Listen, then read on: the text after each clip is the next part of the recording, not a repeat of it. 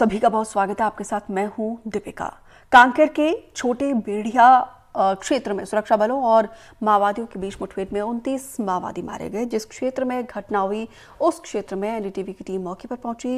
रायपुर से करीब 14 घंटे की दूरी पर स्थित पंखाजूर से करीब 70 किलोमीटर पैदल सफर तय करके एनडीटीवी की टीम ग्राउंड जीरो पर पहुंची, जहां पे सन्नाटा पसरा नजर आया। देखिए। छत्तीसगढ़ के इतिहास में पुलिस और नक्सलियों के मुठभेड़ की सबसे बड़ी घटना 16 तारीख को हुई और उस घटना में 29 माओवादी मारे गए। एनडीटीवी की टीम ग्राउंड जीरो पे पहुंची हुई है। ये पूरा इलाका करीब 25 से 30 स्क्वायर किलोमीटर का है और कहा जा रहा है कि इस पूरे इलाके में अलग अलग जगह पे जो माओवादी थे उनको इनकाउंटर में मार गिराया गया है। किस तरीके से पूरा घटनाक्रम हुआ है, क्योंकि इस पूरे इलाके में 25 से 30 किलोमीटर का है, इसमें 15 से 20 किलोमीटर हम खुद पैदल चले और इसी इलाके में हम पहुंचे हुए हैं। तो किस तरीके से इन्फॉर्मेशन मिली हम समझने की कोशिश करते हैं नीरज से, जो हमारे स्थानीय संवाददाता हैं। पुलिस को किस तरीके से सूचना मिली कि इसी इलाके में जो है डीसीबी मेंबर शंकर अपने साथियों के साथ मौजूद है और फिर कैसे यहाँ पे पुलिस पहुँचती है, क्योंकि ये बहुत ही ज़्यादा जो इलाका है, डेंस फॉरेस्ट है, पहाड़ियाँ हैं, पत्थर हैं, पथरीले पगडंडियाँ हैं, सड़क तो है ही नहीं। जी देखिए, ये जो इलाका है ये काफ़ी पथरीला इलाका है, जंगली इलाका है। इस इलाके में माओवादियों की पैठ हमेशा रहती है। तो कहीं ना कहीं जब पुलिस को इसकी सूचना मिली कि बड़े कैडर के माओवादी यहाँ पर मौजूद हैं और बड़े कैडर के जो माओवादी है काफ़ी संख्या में यहाँ पर है, जो एक सभा हो सकती है, उनकी मीटिंग लेने की तैयारी रही हो सकती है। पुलिस को जब सूचना मिली तो लगभग वहाँ से जिला मुख्यालय से टीम तैयार की गई और टीम तैयार करने की जिसमें डीआरजी के जवान, बीएसएफ के जवान और बस्तर फाइटर के जो जवान थे वो जवान यहाँ पर पहुंचे और उनके साथ ये भीषण मुठभेड़ हुई। ये बताया जा रहा है कि ये जो पूरा इलाका है, एक चीज मुझे देखने में लगी, क्योंकि जिस तरीके से चप्पे चप्पे को हम लोगों ने छानने की कोशिश की तो जो सुरक्षा बलों के पास इनपुट इतना तगड़ा था कि उन्होंने मैन टू मैन फायरिंग जैसी स्थिति लगती, बहुत ज्यादा फायरिंग, क्योंकि बहुत ज्यादा जब फायरिंग होती है तो उसके गन शॉट्स नजर आते हैं। जी देखिए, गन शॉट्स हमें नजर नहीं आए हैं, लेकिन कुछ जगह पे हमें अवशेष जरूर मिले हैं जो इसके प्रमाण देते हैं कि यहाँ पर मुठभेड़ जरूर हुआ है। और मुठभेड़ की अगर बात करें तो मुठभेड़ 4 अलग अलग जगहों पर हुई है। टुकड़ियां अलग अलग बटी हुई थी, टुकड़ियां बांटी हुई थी। जहां जहां माओवादी मौजूद थे उस इलाके में फायरिंग हुई है, उस इलाके में मुठभेड़ हुई और माओवादी जो है 29 मारे गए हैं। 4 अलग अलग इलाके हैं। हमने देखा था कुछ जहाँ पे जो घायल जवान था उसका स्ट्रक्चर पड़ा हुआ था। इसके बाद जब अंदर ऊपर घुसे तो ऊपर देखा कि हमने कुछ वहाँ पर खून के धब्बे पड़े हुए थे, कुछ साबुन के डब्बे नजर आए, कुछ ऐसे ऐसे खाने की सामग्रियां थी वो वहां पर नजर आई। तो खासतौर पर ये कह सकते हैं कि मतलब इस पूरे इलाके में इस तरीके के क्योंकि अलग अलग इनकाउंटर हो कि एक स्पॉट पे हुआ नहीं जी, तो छोटी छोटी सी चीजें, छोटे छोटे से जो घटना के जो स्पॉट्स हैं वो जरूर नजर आए, वो जरूर नजर आए। अच्छा, ये भी जानकारी है कि माओवादियों की संख्या लगभग यहाँ 50 थी और इसके अलावा जो जवान थे वो हमारे जवान काफी मुस्तैद थे और जवानों की संख्या 187 थी। हमारे संवाददाता बता रहे थे कुछ दिन पहले, मुकेश जी, कि उनकी संख्या लगभग 187 थी जवानों की संख्या। जवानों ने पूरा नक्सलियों को घेर रखा था और नक्सलियों को घेरने के बाद जो है अलग अलग जगहों पर टुकड़ियां जो थी वहां पर मौजूद थी, उन पर फायरिंग की गई और उसमें 29 माओवादी मारे गए। अभी हमने इस इलाके का पूरा सर्च किया है, काफी बड़ा घना इलाका है। इस इलाके में हमने लगभग 15-20 किलोमीटर पैदल चला, बावजूद इसके हमें कुछ कुछ साक्ष्य जरूर मिले हैं, लेकिन जो बुलेट्स पूरा वही इलाका है जहाँ पे इनकाउंटर जी पूरा वही इलाका है। क्योंकि देखिए ये इलाका काफी सघन इलाका है। हमने देखा था किस तरह से माओवादियों ने वहां पर स्वागत द्वार बनाया है, किस तरह माओवादियों ने पर्चे जारी किए हैं, कहीं पर बैनर पोस्टर लगा हुआ है। ये इस इलाके में जब जब पुलिस नहीं पहुंचती थी उस इलाके में पुलिस पहुंची और बड़ी घटना हुई है। बड़ी घटना में 29 माओवादी मारे गए हैं। देश का अब तक का सबसे बड़ा एनकाउंटर है, क्योंकि देखा जाता था कि अमूमन जो जवान है वो नक्सल मुठभेड़ में शहीद हो जाते थे, नक्सलियों को जो है कम नुकसान होता था। मतलब टीसीओसी के दौरान अक्सर देखो नक्सली जो है ना एग्रेसिव रहते रहे और जवानों को नुकसान पहुंचाते रहे। ये पहली बार है कि टीसीओसी में नक्सलियों की इतनी बड़ी जी टीसीओसी में यह कहा जाता है कि नक्सली जो है काफी एक्टिव हो जाते हैं, क्योंकि टीसीओसी का जो समय रहता है वो लगभग मार्च से मई के बीच का रहता है। उस दौरान जो है नक्सली बड़ी घटनाओं को अंजाम देने की फिराक में रहते हैं, लेकिन टीसीओसी में जो है जवानों ने उन्हें मुंह तोड़ जवाब दिया है और उनकी कमर तोड़ कर रख दी है। 29 माओवादी मारे गए, जिससे शंकर राव मारा गया है, ललिता मारी गई है। ये बड़े कैडर के माओवादी है। इनकी मरने से जो है इस इलाके में, कांकेर की जो इलाका है उस इलाके में काफी नक्सल संगठन कमजोर होगा और कमजोर होने से जो है नक्सली बैकफुट पर जाने दिखाएंगे। क्योंकि देखिए लोकसभा का चुनाव है, पहले चरण में बस्तर में 19 अप्रैल को चुनाव होना है 2 दिन बाद, और 26 अप्रैल को कांकेर में चुनाव होना है। कांकेर में जो चुनाव है, इस इलाके में चुनाव कराना काफी कठिन होता था, लेकिन अब जब फोर्स के जवान अंदर घुस गए हैं, बड़ी कैडर के माओवादी मारे गए हैं, कुछ संख्या में माओवादी मारे गए हैं, तो इससे जो आम जनता है उनका मनोबल मजबूत होगा और वो वोट देने भी जाएंगे। बिल्कुल, लोग निश्चित तौर से वोट देने जाएंगे, क्योंकि यहाँ पे नक्सलियों की सरकार चलती है। और अब जब इतना बड़ा ऑपरेशन हुआ है और हम ग्राउंड जीरो पे मौजूद है, ये पूरा वही इलाका है जहाँ पे कल एक बहुत बड़ा इनकाउंटर हुआ और देश के इतिहास में ये कहा जा रहा है कि सबसे ज़्यादा माओवादी इसमें मारे गए। लेकिन सबसे बड़ी बात इसमें यह है कि 25 से 30 किलोमीटर स्क्वायर किलोमीटर का जो क्षेत्र है, अलग अलग जगहों पर ऐसा लगता है कि फायरिंग हुई है और उसके बाद मैन टू मैन जो फायरिंग हुई है उसके बाद इतना बड़ा नक्सलियों को नुकसान हुआ है। कैमरा पर्सन प्रवीण साहू के साथ जुल्फिकार अली, एनडीटीवी के लिए। छत्तीसगढ़ में सुरक्षा बल और माओवादियों के बीच अब तक की सबसे बड़ी मुठभेड़ में 29 नक्सली मारे गए हैं, 3 जवान जख्मी हुए हैं, जिनका रायपुर में इलाज चल रहा है। ग्राउंड जीरो पर जवान जब घायल हो जाते हैं तो उन हालात में जवान अपने घायल साथियों को कैसे लेकर आते हैं। एनडीटीवी की टीम ग्राउंड जीरो पर पहुंची तो देखिए, जानने की कोशिश की कि किस तरीके से यहाँ पे दिक्कतें आती हैं हमारे सुरक्षा बलों को। छत्तीसगढ़ के इतिहास में 16 अप्रैल को एक बड़ा इनकाउंटर हुआ और जिसमें 29 माओवादी मारे गए, उनकी डेड बॉडी को भी रिकवर किया गया। हम ग्राउंड जीरो पे पहुंचे हैं। एनडीटीवी के जो हमारे आसपास के जो संवाददाता हैं वो भी ग्राउंड जीरो पे पहुंचे हैं। तो जैसे ही हम यहाँ पे एंटर कर रहे हैं, जिस इलाके में कल बड़ी घटना हुई है, तो घटना के कुछ निशान यहाँ पे मौजूद हैं। कुछ ऐसी चीज़ें हैं जो शायद शहरी जीवन में लोग नहीं देख पाते, उन चीज़ों को समझने की कोशिश करते हैं और हमारे दोनों सहयोगी हमारे साथ हैं, उनसे बात करेंगे और समझने की कोशिश करेंगे कि अंदरूनी इलाके में जब फोर्स पहुंचती है तो किस तरीके का यहाँ पे जब इनकाउंटर चलता है, जब जवान घायल होते हैं तो किस तरीके से उन्हें फर्स्ट एड मिलता है और जवान एक दूसरे की मदद कैसे करते हैं। ये मुकेश, जिस तरीके के आप देख रहे हैं यहाँ पे बांस की बल्ली जो है और ऐसा लग रहा है कि स्ट्रेचर है, ये कब उपयोग में आता है? क्योंकि इस इलाके में अक्सर इनकाउंटर होते रहते हैं, तो जवान इसका कैसे उपयोग करते हैं? जी देखिए, चूंकि विषम भौगोलिक परिस्थितियां हैं, इसके साथ ही पहाड़ियों की पूरी श्रृंखला है, ऐसे में जब भी कोई एनकाउंटर होता है, एनकाउंटर के बाद जो घायल जवान हैं उन्हें तुरंत फर्स्ट एड देने के लिए, हालांकि जवानों को इस चीज़ के लिए पूरी तरह से प्रशिक्षित किया जाता है, जंगल में फर्स्ट एड दिया जाता है। उसके बाद फिर बेहतर उपचार के लिए उन्हें किसी भी सूरत में घायल जवानों को उस सड़क तक लाना होता है जिस सड़क तक एम्बुलेंस या बड़ा वाहन पहुंच सके। तो इस तरह का स्ट्रेचर तैयार किया जाता है, जुगाड़ का स्ट्रेचर होता है। आप देखेंगे उस पे कि कॉम्बैट वर्दी उस पे नजर आ रही है, बल्लियां नजर आ रही हैं, इसके साथ काली वर्दी जो नजर आ रही है उससे काला जो वर्दी नजर आ रहा है दरअसल वो पट्टा होता है जो जवान आमतौर पर एंटी नक्सल ऑपरेशन पर जाते हैं तो अपने फेस को कवर करते हैं, सर को कवर करते हैं, उससे जो है रस्सी के तौर पर उसे इस्तेमाल किया गया। उसके साथ कॉम्बैट जो वर्दी नजर आ रहा है उसे स्ट्रेचर के लिए उस जवान को उस पे लेटाया गया होगा और इसी पे लादकर उस जवान को इस जगह तक लाया गया। और चूंकि सड़क है और यहाँ तक एम्बुलेंस आसानी से पहुंच सकती है तो एम्बुलेंस के माध्यम से जो है उन्हें छोटे बेटिया ले जाया गया, जहां से हेलीकॉप्टर से फिर उन्हें एयरलिफ्ट कर रायपुर ले जाया गया। मुकेश हमारे बीजापुर से यहाँ पे पहुंचे हैं और कांकेर से हमारे साथी नीरज भी हैं। नीरज, ये जो इलाका है किस तरीके का ये इलाका है? क्योंकि यहाँ से देखें डेंस फॉरेस्ट है, बहुत कम लोग नज़र आ रहे हैं और ये जब इतनी बड़ी घटना हुई, जैसा कि मुकेश ने बताया कि एक जुगाड़ का स्ट्रेचर है, तो कितने किलोमीटर तक पैदल चलना पड़ जाता होगा जवानों को, जो क्योंकि पेट्रोलिंग के लिए, सर्चिंग के लिए अंदर जाते हैं और फिर इस तरीके की घटनाएं होती हैं?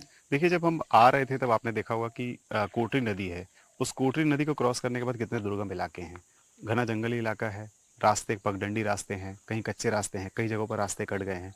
इन्हीं इलाकों से जो है जवान इस जंगल में प्रवेश करते हैं और जंगल में प्रवेश करने के बाद जो है माओवादियों से ये मुकाबला करते हैं। आपको बता दूं कि खास बात ये है कि ये जो इलाका है, आप देख सकते हैं किस तरह से यहाँ पर ये बांस का घना इलाका है और इस बांस के घने इलाके में माओवादी मौजूद थे और उनसे साथ ये मुठभेड़ हुई है। आप जैसे हमारे साथी बता रहे थे, आप बता रहे थे कि ये जुगाड़ का जिस तरह से स्ट्रक्चर बनाया गया है ताकि उसमें जवान को लाया जा सके, उसी तरह वहाँ पे कुछ और साक्ष्य मिले हैं हमको। वहाँ पर चावल के कुछ पॉलीथीन मिले हैं, मतलब वो खाना साथ में लेके जो अंदर चलते हैं, लंबा सफर करना पड़ता है, पैदल चलना पड़ता है जी। जवान जो अपने साथ खाना लेकर आए थे, ये देखिए यहाँ पर कुछ खाने के कुछ पॉलीथीन पड़े हैं, इसमें तो अभी भी कुछ नजर आ रहा है। इसके अलावा वहाँ पर एक देखिए पॉलीथीन नजर आ रहा है जिसमें मतलब उसमें सब्जी बनी है। इसके अलावा जैसे गर्मी चूंकि काफी हीट है, ये देखिए चावल दिख रहा है यहाँ पर। हाँ, ये चावल का पॉलीथीन मतलब है यहाँ पर। कितना मुश्किल होता है ऑपरेशन अंदर चलाना कि उनको अपने साथ खाना भी लेके चलना पड़ता है और इस तरीके के ऑपरेशन में फिर यहाँ पे अब छोड़ जाते चूंकि देखिए क्या है, सबसे बड़ी बात यह है कि जंगल में उनकी लगातार उनकी सर्चिंग होती है, जंगल में नक्सलियों से मुकाबला होता है, काफी घना इलाका है, क्योंकि पतझड़ का मौसम है, ऐसे समय में बहुत दिक्कत होती है, तो डिहाइड्रेशन की भी दिक्कतें आती है। आप देख सकते हैं यहाँ पर देखिए, हाँ, ये देखिए। ये देखिए एक डोनट पड़ा हुआ है, ये इसके ये अलावा दवा कुछ- भी है, कुछ जैसे गल- डिक्लोफेनेक, दवाइयाँ हैं। पैरासिटामोल है। हाँ, और ये देखिए ये इलेक्ट्रॉल घोल की तरह इस्तेमाल किया गया है ताकि डिहाइड्रेशन की शिकायतें जवानों को ना हो। इसके अलावा जब हम आगे जा रहे थे तो जी। आगे भी कुछ ऐसे ही इलेक्ट्रॉल पाउडर की जो है पर्चियां हमको मिली थी। इससे देख सकते हैं किस तरह से जवान इस जंगल में घुसते हैं, किसी प्रकार तकलीफ ना हो वो अपने साथ तमाम फास्ट एड किट लेकर चलते हैं, ताकि जवान अगर घायल भी हो गया तो उन्हें तत्काल जो है हम स्वास्थ्य सुविधाएं मुहैया करा सकें। मतलब ये करीब 20 से 25 किलोमीटर लगभग पैदल चलना पड़ जाता है, इतनी गर्मी है। तो हर जवान को कम से कम 2 से 4 लीटर पानी भी, इलेक्ट्रॉल, और यहाँ पे ये देखें कि कुछ जो है माजा की बोतल भी दिख रही है। तो इस तरीके के वो अपने साथ में लेके चलते हैं।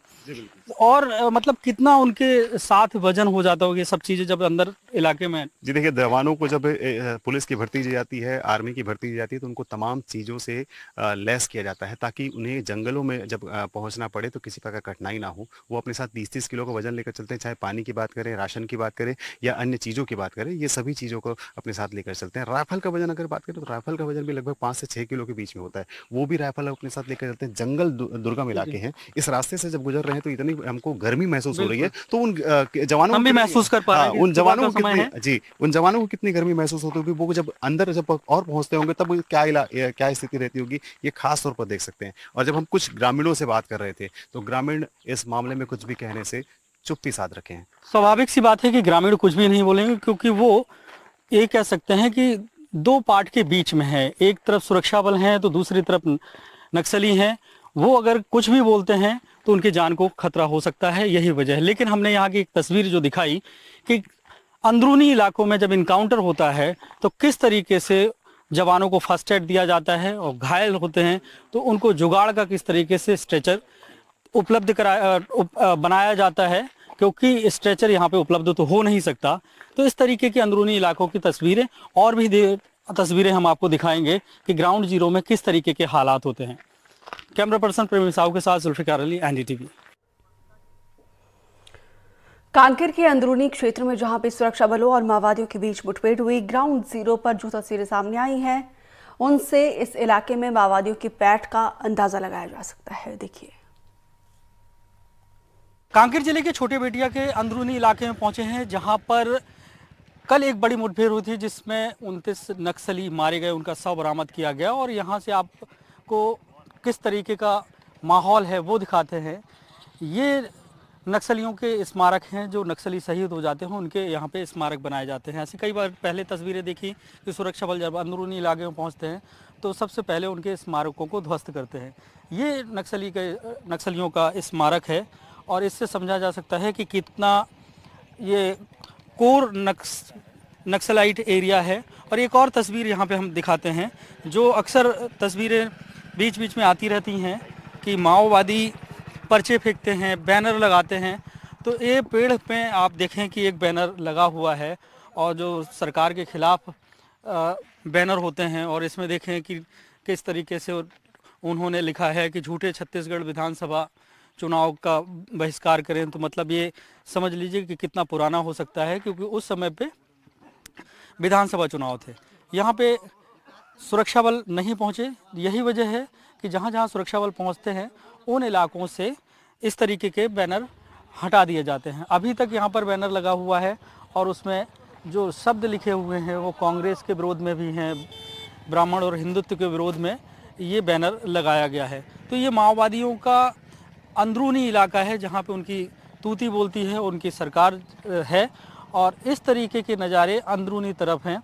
और हम अब से कुछ देर बाद जो कल घटना हुई उस घटना को के ग्राउंड जीरो पे पहुंच रहे हैं। कैमरा पर्सन प्रेमी साहू के साथ जुल्फिकार अली, एनडीटीवी। जिस जगह ये मुठभेड़ हुई वहां पर सबसे पहले एनडीटीवी की टीम पहुंची। देखिए विकास तिवारी की रिपोर्ट। 16 अप्रैल को कांकेर जिले के हापा टोला में माओवादियों को जवानों ने एक बड़ा आघात पहुंचाया है, जिसमें जवानों ने उनके 29 साथियों को मार गिराया और साथ ही साथ उनके कई हाईटेक वेपन्स और बड़ी संख्या में हथियार और कई जरूरी सामान भी जब्त कर लिए मौके से। घटनास्थल पर मुठभेड़ किस तरह की रही होगी, आप इससे अंदाज़ा लगा सकते हैं कि माओवादियों को भागने का मौका भी नहीं मिला और उनकी इतनी बड़ी संख्या में लोग मारे गए और वो अपने हथियार भी अपने साथ नहीं ले जा पाए। उस घटना की ग्राउंड रिपोर्ट करने के लिए जब हम जा रहे हैं तो रास्ते में हमें कुछ ऐसी तस्वीर मिली है जो मुझे लगता है कि हमें अपने दर्शकों को भी ज़रूर दिखानी चाहिए। ये तस्वीर इस बात को साबित करती है कि जिस इलाके में मुठभेड़ हुई है वो इलाका माओवादियों के लिए कितना अनुकूल रहा है और माओवादी यहाँ किस तरह से अपनी पैठ जमा कर रखे हैं।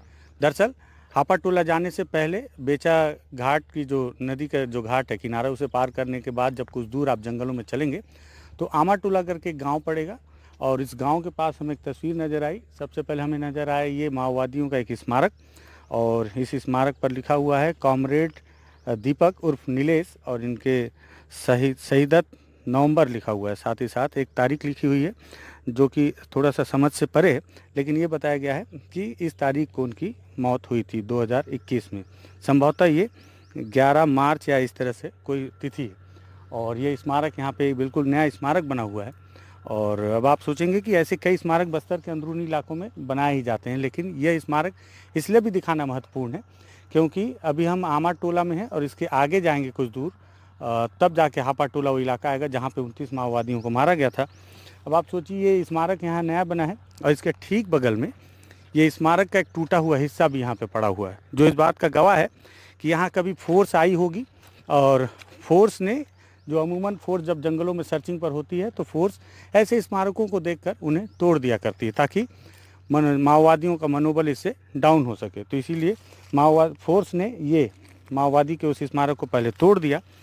तोड़ने के बाद माओवादियों ने इसी स्थान पर फिर से अपने मारे गए साथी का स्मारक तैयार किया है और इस पूरे स्मारक के बनाने तोड़ने के बीच जो सबसे खास तस्वीर है वो तस्वीर ये है कि इस स्मारक के ठीक सामने आमा टोला का प्राथमिक विद्यालय है और ये विद्यालय है जहाँ इस गांव के नौनिहाल बच्चे शिक्षा ग्रहण किया करते हैं। अब आप इस बात से अंदाज़ा लगाइए कि स्कूल के ठीक सामने माओवादियों का स्मारक है जिसे सरकार ने तोड़ने की कोशिश की, लेकिन माओवादियों की पैठ यहाँ किस तरह की होगी कि माओवादियों ने इस स्मारक को फिर से तैयार कर लिया। अब आप इस बात पे भी अंदाज़ा लगाएं कि कैसे जब यहाँ पे बच्चे पढ़ने आते होंगे और स्कूल के दरवाजे से निहारते होंगे तो उनके सामने ये स्मारक खड़ा नज़र आता होगा और जब वो अपने आसपास या अपने शिक्षक या किसी जानकार से इस स्मारक के बारे में पूछते होंगे तो निश्चित ही तौर पर उन्हें बताया जाता होगा कि ये किसी मारे गए माओवादी का स्मारक है और संगठन ने उसकी याद में बनाया होगा। अब उस स्मारक को देखकर बच्चों के मन में क्या प्रभाव पड़ता होगा ये आप भी समझ सकते हैं और इस बात का भी अंदाज़ा लगा सकते हैं कि जिस इलाके में 29 माओवादियों को मार गिराया गया है वो इलाका माओवादियों के कितने गिरफ्त में था और सरकार की पहुंच से कितना दूर, जहां पे स्कूल का भवन तो है लेकिन उसके सामने चाह कर भी माओवादी के स्मारक को तोड़ा नहीं जा सकता। कांकेर से एनडीटीवी के लिए विकास तिवारी। जिस इलाके में मुठभेड़ हुई वहां पे कोई भी इस मुठभेड़ के बारे में बोलने को तैयार नहीं हुआ। देखिए 16 अप्रैल को इसी स्थान पर आज से अभी से लगभग 24-25 घंटे पहले माओवादियों की एक बड़ी टीम पर बीएसएफ और डीआरजी की टीम ने एक बड़ा हमला किया और इस हमले में उन्होंने लगभग 29 माओवादियों को मार गिराया और उनके हाईटेक वेपन भी जब्त कर लिए हैं। उस इलाके की हम ग्राउंड रिपोर्ट करने आए हैं।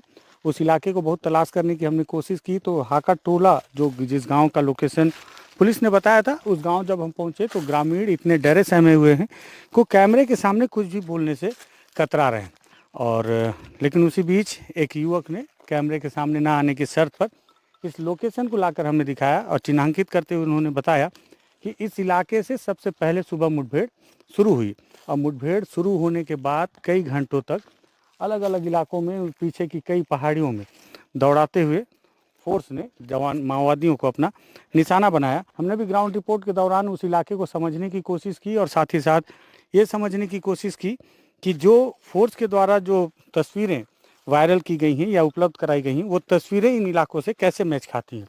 हमने देखा कि जो तस्वीरें जवानों ने भी उपलब्ध कराई उसमें भी इसी तरह से बांस के पेड़ हैं और पहाड़ियाँ हैं और कमोबेश ये वही इलाका है। साथ ही साथ जो अपने घायल जवान जो साथी हैं और जो मारे गए माओवादी हैं उनके शव को ले जाते हुए जवानों की तस्वीर वायरल हुई थी, वो भी इसी रास्ते से ले जाती हुई नजर आती है। साथ ही साथ इस इलाके में इतनी बड़ी मुठभेड़ कैसे हुई होगी, उसको लेकर कुछ ग्रामीणों ने दबे जबान जो जानकारी दी, उन्होंने बताया कि दरअसल माओवादियों की एक बड़ी टीम थी और ये इलाका नारायणपुर जिले के अबुझमाड़ में आता है। और सबसे बड़ी बात यह है कि इस अबुझमाड़ के इलाके में ऑपरेशन किया गया है कांकेर जिले के छोटे बेटिया से। माओवादियों को इस बात का इल्म बिल्कुल भी नहीं था कि उन्हें कांकेर जिले से फोर्स आकर नारायणपुर के अबुझमाड़ में घेर लेगी, वो भी उनके उस कोर इलाके में जिससे वो अपना जनताना सरकार का राज मानते हैं। जनताना सरकार का राज कैसे मानते हैं उसकी अभी एक ये उदाहरण आप देख लें। ये स्वागत द्वार यहाँ पे बना हुआ है और स्वागत द्वार में उन्होंने लिख रखा है कि दंडकारण्य बिहार झारखंड पूर्वी बिहार पूर्वोत्तर झारखंड को आधार इलाका के रूप में विकसित करने के लक्ष्य के साथ आगे बढ़ेंगे भारत की कम्युनिस्ट पार्टी माओवादी। इसमें उन्होंने अपना एक स्वागत द्वार भी बनाया है, एक मैसेज भी दिया है कि जिस तरह से बस्तर में लगातार उनके ऊपर कैंप लगाए जा रहे हैं, अटैक बढ़ रहा है और माओवादियों को नुकसान भी हो रहा है। बीते दिन उनके सेंट्रल कमेटी ने भी इस बात को स्वीकार किया था कि बड़ा नुकसान उन्हें हुआ है बीते 4 महीनों में। तो मुझे लगता है कि ये एक मैसेज है कि माओवादी अब अपना आधार स्थल है वो बिहार और झारखंड को बनाना चाहते हैं। साथ ही साथ उस कोने में ये जो तस्वीर आप देख रहे हैं, एक बोर्ड लगा हुआ है, नोटिस बोर्ड, जिसमें PLGA सप्ताह मनाने और PLGA को और विस्तार करने की अपील माओवादियों ने उस नोटिस बोर्ड के जरिए की है। आप इससे अंदाज़ा लगा सकते हैं कि जिस तरह से शहरों में सरकार अपने स्वागत द्वार लगाती है, माओवादियों ने भी इस इलाके में अपना स्वागत द्वार लगाया है। जिस तरह से शहरों में सरकार अपने नोटिस बोर्ड बनवाती है, माओवादियों ने भी सड़क के किनारे अपना नोटिस बोर्ड बना रखा है। इसका मतलब वो इसे अपना आधार स्थल मानते थे और बहुत आराम से यहाँ अपनी बैठकें मीटिंग किया करते थे और रणनीतियाँ बनाया करते थे। उन्हें इस बात का कोई भी इल्म नहीं था कि उन्हें उनके स्कोर इलाके में जो फोर्स है इस तरह से घेर लेगी। यहाँ जिस तरह से फोर्स ने एक तगड़ी रणनीति बनाई, बेहतर रणनीति बनाकर माओवादियों को घेरा, उसका अंदाजा आप इससे भी लगा सकते हैं कि फोर्स में केवल 3 जवान घायल हुए और उनकी स्थिति बेहतर है, जिससे पता चल पाता है कि फोर्स के ऊपर माओवादी पलटवार नहीं कर पाए। उनके ऊपर हुए अचानक हमले से वो हतप्रभ रह गए और अपनी जान बचाने के चक्कर में वो जवानों से लड़ भी नहीं पाए। इसी वजह से वो अपने मारे गए साथियों के शव को भी नहीं ले जा पाए और ना ही उनके हथियार अपने साथ ले जा पाए। कुल मिलाकर अब तक का माओवादियों के ऊपर हुआ ये सबसे बड़ा हमला है। माओवादियों को अब तक का सबसे बड़ा हुआ नुकसान है, जिसको लेकर जवानों में, सरकार में काफ़ी उत्साह है और इसको लेकर सरकार अब जवानों की पीठ थपथपा रही है। ग्राउंड जीरो से NDTV के लिए विकास तिवारी।